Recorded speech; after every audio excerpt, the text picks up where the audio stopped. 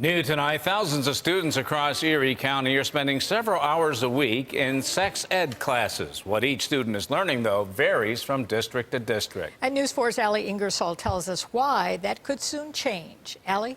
Well, Jackie and Don, a bill in the Assembly is garnering statewide attention right now as it's looking to create a comprehensive sex education curriculum for students, something educators and health officials are pushing for because they say different classes and curriculums could lead to students not getting the greatest education. I think it's an important issue for, as a parent, as a grandparent, that we have our students knowledgeable and so they can protect themselves.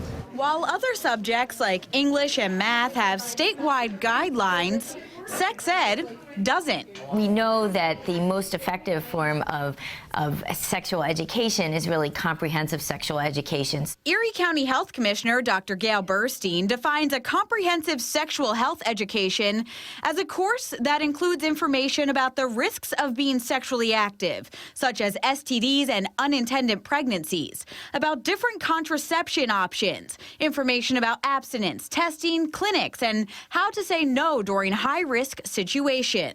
It just really empowers kids to, be able to stay safe and healthy. Dr. Burstein says there are dangers to the information not being concise, clear, and consistent. The health commissioner says kids could be talking about what they're learning, and if it seems different from what their friends are learning, they could have the messages and information mixed up. And Burstein says studies show states with abstinence-only education have the highest teen pregnancy rates. Now we realize that this is really an educational issue and a health issue and not a moral issue. I mean, that really results in failure. According to the Center for Disease Control, the average age kids are becoming sexually active is 15.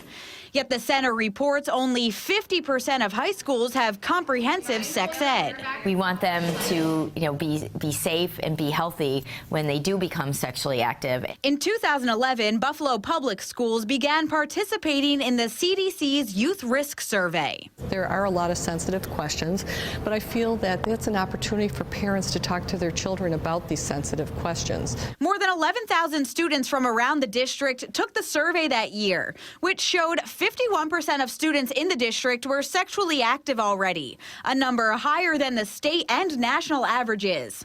Sue Van Treska, the Buffalo Public Schools Director of Health-Related Services, launched an initiative at that time with the goal to enhance sex education around the district. It is a multifaceted problem. It's not just a school problem, but the school district felt strongly that we could address it. From community forums to including a thorough, comprehensive sex ed program for students beginning in 7th grade, and all teachers receiving certifications to address sexuality, the city school district's approach became all-inclusive. This is not done in isolation because I said this is a multifaceted problem and you have to have all the partners working together to make change.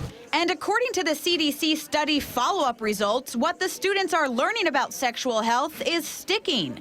In 2013, the number of students sexually active dropped to 44%, and last year it was down to 38%. A 13% decline in just 4 years with this new comprehensive curriculum. We know when we shine a light on an issue, we really can make a difference. The Buffalo Public Schools curriculum goes along with the National Sexuality Standards, which pushes for concise, consistent, fact-driven, and age-appropriate sexuality education.